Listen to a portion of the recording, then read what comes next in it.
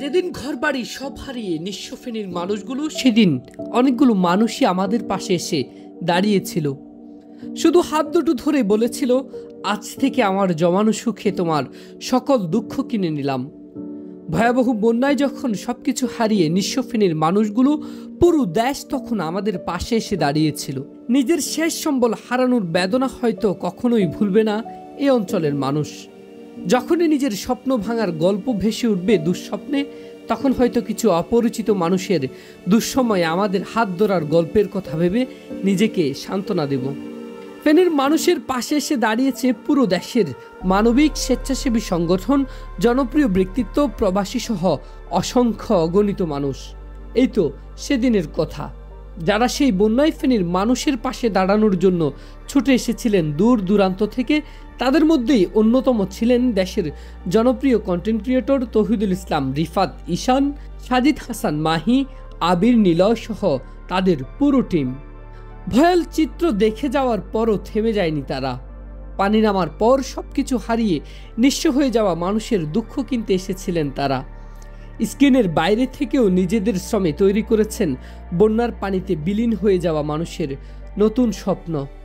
ক্ষতিগ্রস্ত মানুষের খুঁজে বের হয়ে মাথা গোজার ঠাঁই করে দিয়েছেন 4টি পরিবারকে।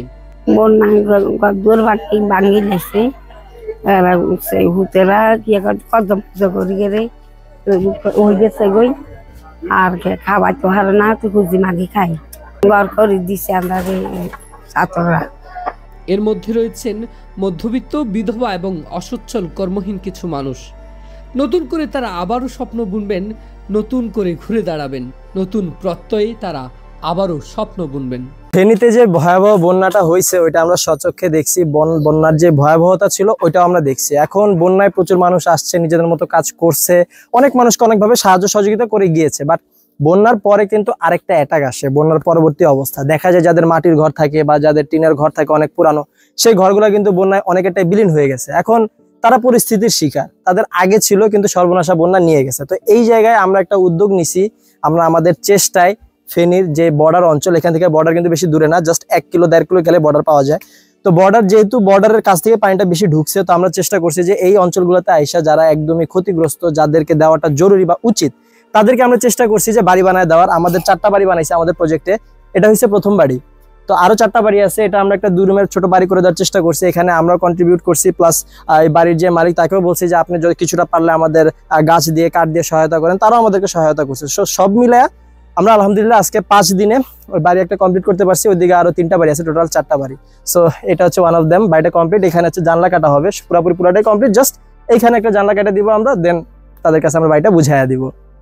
ভয়াল এমন ক্লান্তি লগ্নে আমাদের পাশে এসে দাঁড়ানোর জন্য ফেনীর মানুষের পক্ষ থেকে ধন্যবাদ। তো আমরা যখন ফেনীতে আসছিলাম বন্যার সময়, তো ওই টাইমে যখন আমরা ফেনীর ভিতরে থাকি তখন দেখি যে শহর অঞ্চল যেগুলো আছে ওইখানেই বুক সমান পানি। আবার তাইলে গ্রামগুলোর অবস্থা কি?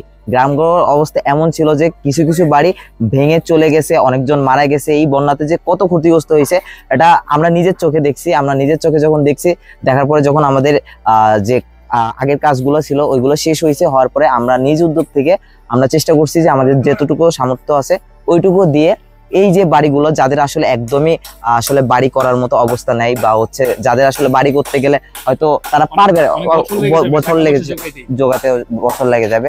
তো আমরা চেষ্টা করছি এইসব মানুষের আসলে পাশে থাকার জন্য। এবং ফেনীর অবস্থাটা কিন্তু অনেক ভয়াবহ ছিল এবার, যেগুলো আমরা নিজের চোখে দেখছি, এবং আমাদের মনে হয়েছে যে এই মানুষগুলোর পাশে আসলে দাঁড়ানো দরকার। আর আমি যদি বলবো যে এখন যেখানে আমরা অবস্থান করতেছি, এখানকার মানুষজন, ফেনীর মানুষজন অনেক আন্তরিক ভাই। আর আমাদের যদি আরো সামর্থ্য থাকতো, আমরা এখানে আরো কয়েকটা বাড়ি করে দিতে পারতাম। আমরা ইনশাল্লাহ ট্রাই করব করার জন্য। ইনশাল্লাহ আমরা অবশেষে করতে পেরেছি। এম এ আকাশ, ফেনী তালাশ, ফেনী।